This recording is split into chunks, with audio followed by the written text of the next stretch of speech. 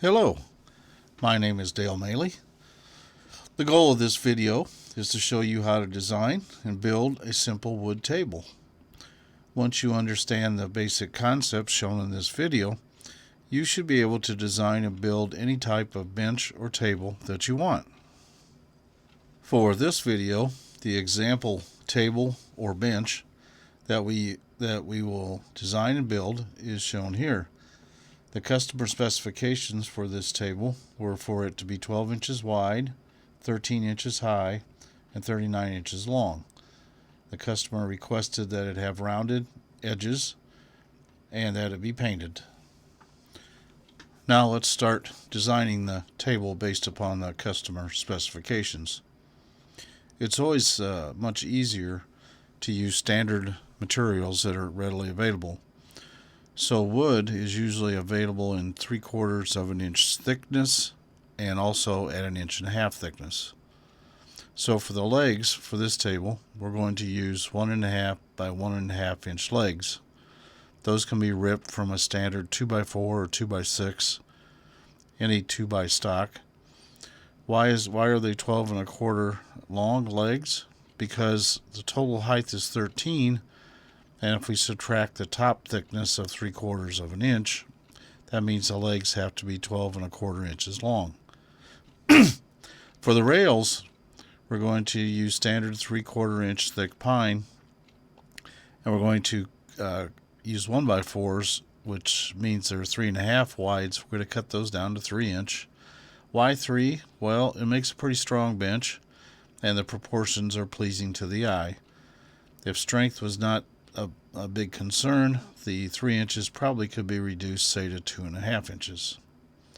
The top, we're going to go with a 3/4 inch thick pine, and it needs to be 12 inches wide by 39 inches long by 3/4 thick. Why 3/4 thick? Well, again, that's the standard thickness of a board is 3/4 of an inch.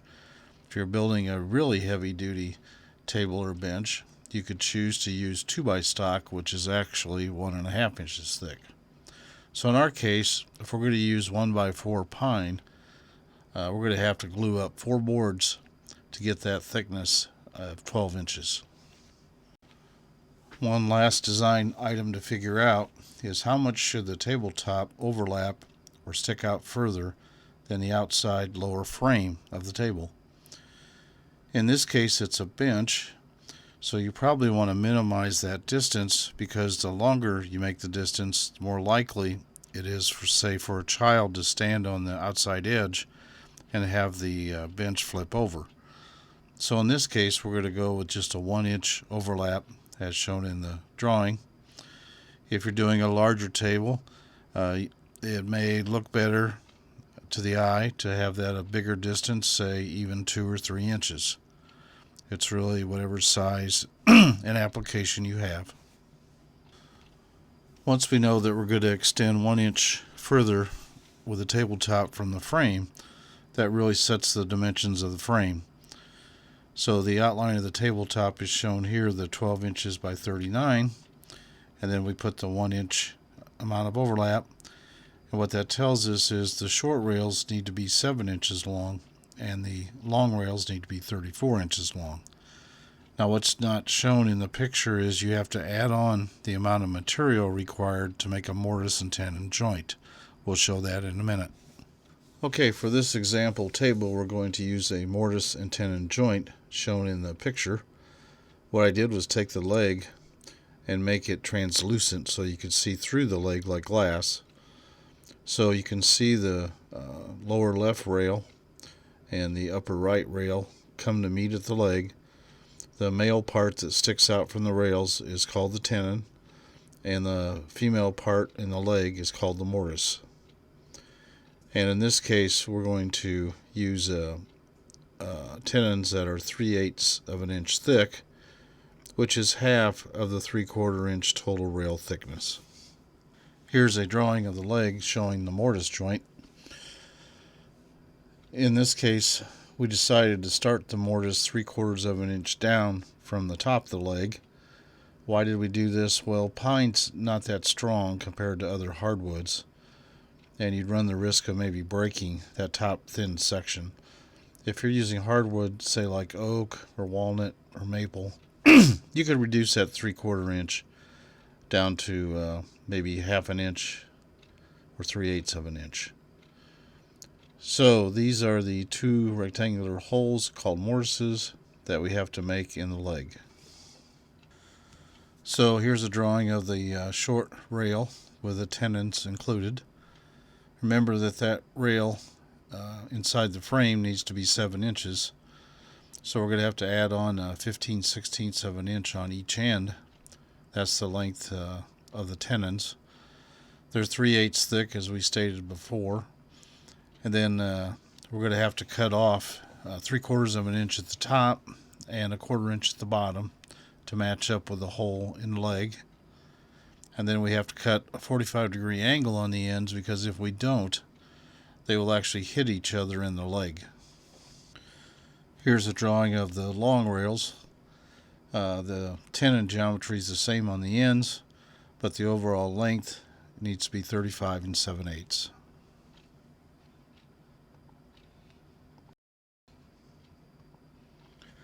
Remembering that the customer asked for rounded corners, edges, what we're going to do on this project on the 4 corners is use a 1-inch radius or a 2-inch diameter to make the 4 rounded edges.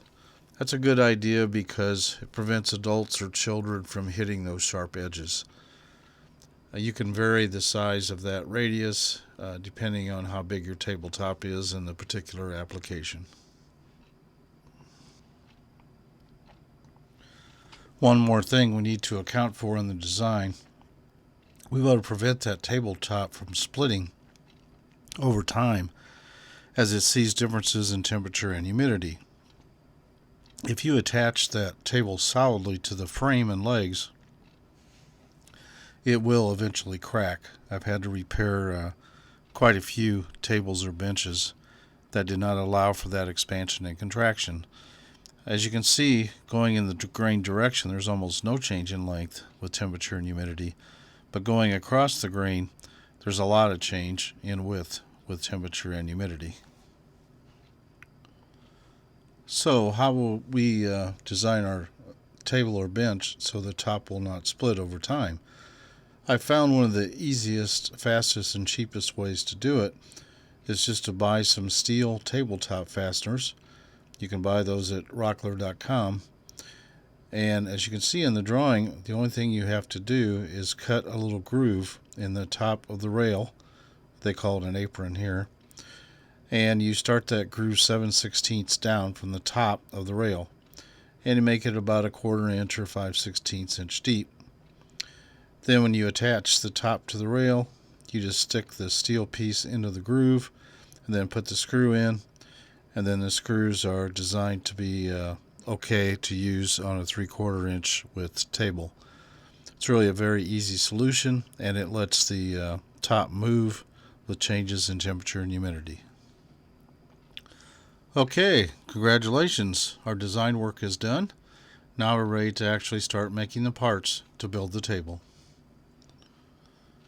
Now to make the top, remember we have to glue up 4 boards together to get the desired 12-inch thickness.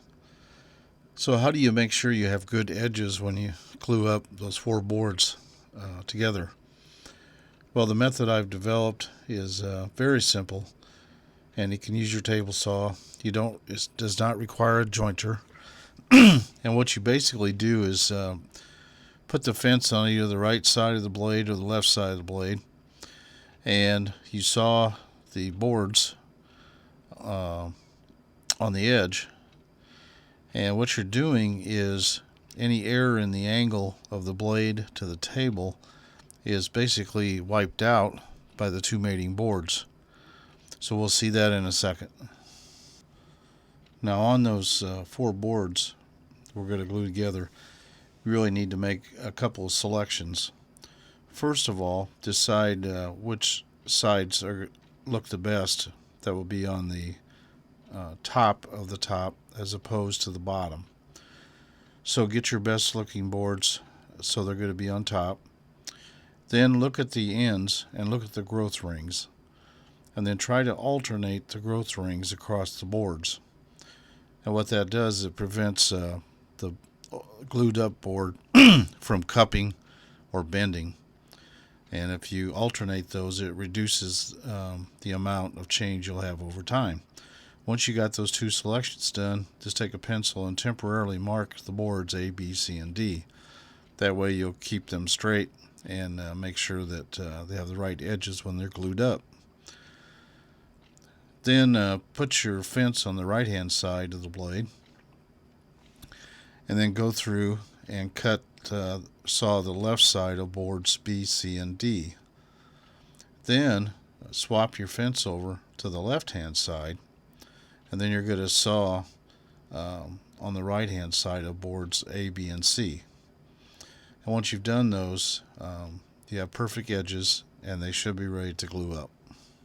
Whenever you're making a tabletop, remember to always start with your boards a little bit longer, say 1/2 inch to 1 inch of what your finished dimension will be, so that after you've glued and clamped them, you can saw all the ends flush on both ends.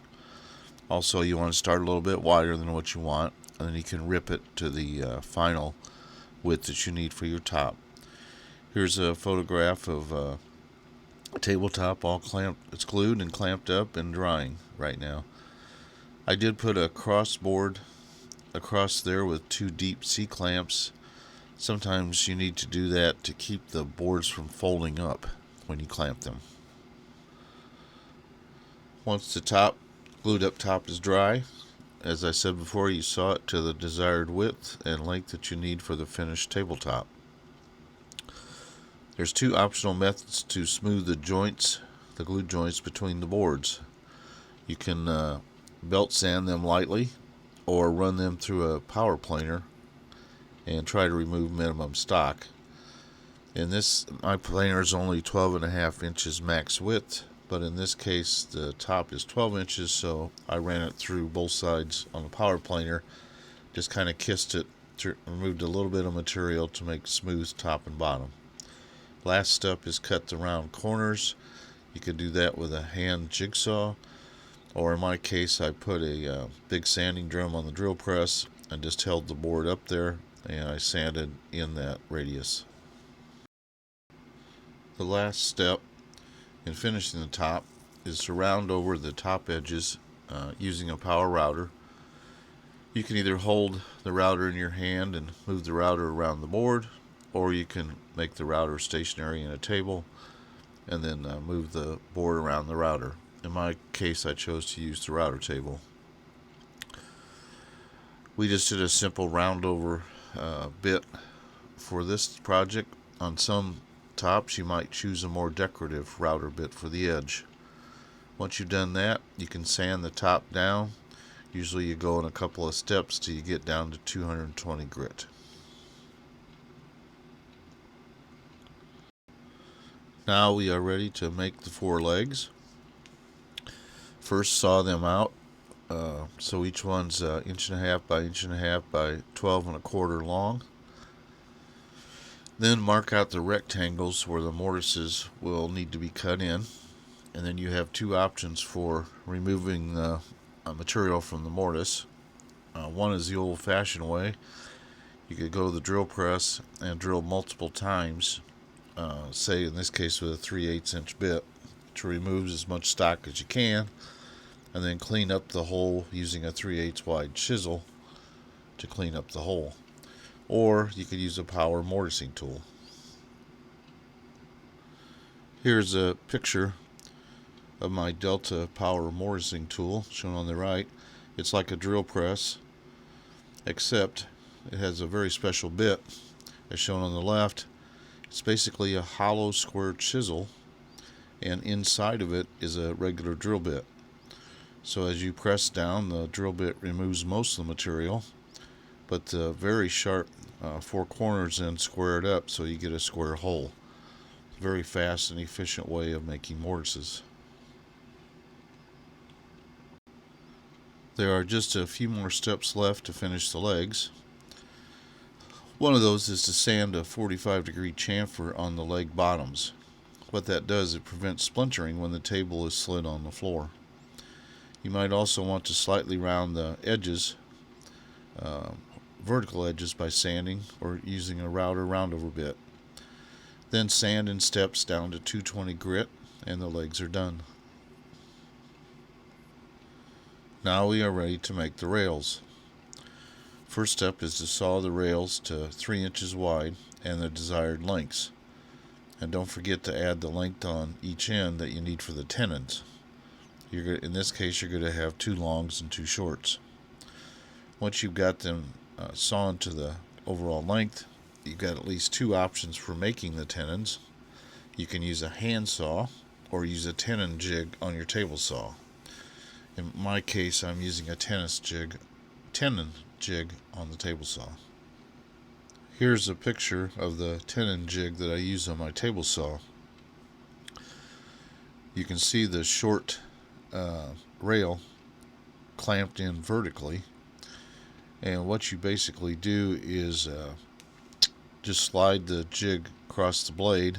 It's guided by a track that fits in the groove of your table saw, and then in 2 or 3 steps you cut the tenon. What I usually do is I will remove that tenon and see how well it fits in the mortise, and then keep doing trial and error until I get a good fit. Very fast and efficient way to make tenons, and the fixture itself is not really that expensive. There are just a few more steps left to finish the rails. Remember to table saw the grooves in the rails with a groove starting 7/16 of an inch from the top edge going down in the rails, and that's for the metal fasteners to fit into that hold the tabletop onto the frame. Then you'd sand or route the edges, and then remember to saw the 45-degree angles on the ends so your tenons don't hit each other in the leg, and then sand in steps down to 220 grit, and you're done with the rails. We are now ready for final assembly and glue up. So do a dry assembly first without any glue, and just make sure everything fits okay and make any adjustments that are needed. Once everything fits okay, you're ready to glue up the table and then clamp it. Got at least 2 choices there. First one is to use bar clamps, and as you go along, check the squareness of the corners to make sure the frame is staying square. Or another option is to use a Merlin band clamp, which is what I did on this project. Here's a photo of my Merlin band clamp. It basically just uses a steel strap going around whatever you're clamping. The standard kit comes with 4 corners. You can actually order additional corners, which I did. I have 6, so I could do a 6-sided or pentagon shape. For this project, I only needed the 4 corners, so I took the 2 extra ones off and left 4 on. And it's very handy, and it clamps evenly all around a rectangular object. Here's a photo of the table frame, all clamped up using the Merlin band clamp. I did check squareness with a square to make sure the frame was square. And for my indoor projects, I use Type Bond 2 glue, as shown in the photograph. Here's another photograph showing the Merlin band clamp clamping up the table frame. When I first set this up, I have a black plastic square 9-degree piece shown here. I clamped that to my workbench, and that helped me keep one of the legs vertical while I did the assembly. Here's a photograph showing the installation of the steel brackets, the tabletop fasteners. I find it easiest to put the table upside down on the workbench, measure and mark so I center the frame in both directions, and once I've got it centered, then I'll drill the holes for the screws and put in the brackets. In this case, I put 1 on each short end, and I put 2 on each long end for a total of 6 brackets. This allows the tabletop to move with respect to the lower frame and will prevent the tabletop from cracking or splitting with changes in temperature and humidity. Here's a photograph showing the table or bench ready for staining or painting. In my case, I left the band clamps on and I turned the table upside down and I attached the steel fasteners to the top, which really finishes the assembly of the table.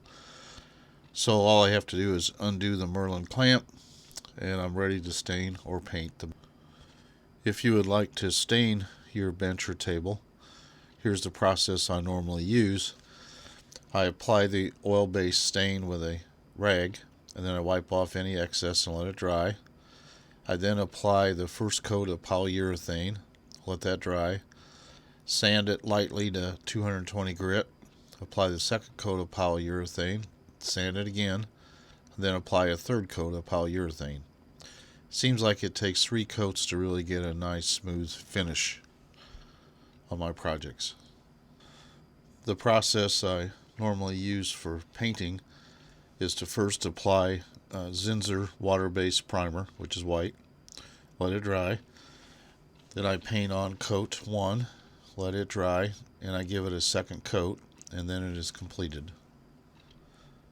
Here is a photograph of the finished project. I always use a coffee cup in my finished projects to give people an idea of the scale of what size the project is. In fact, if I forget to include the coffee cup and I post the project somewhere, people will come back and want to know where the coffee cup is. Once you have mastered the basic concepts shown in this video, you can pretty much build any type of table that you want. Here's an example of 6 different types of tables that I built in the past, all utilizing the same basic principles as shown in this video. And some final thoughts on this project. As we said earlier, the design and build methodology used in this video, you can modify that to suit about any type of bench or table that you want to build. I hope you found this video educational and helpful, and I wish you good luck on your projects.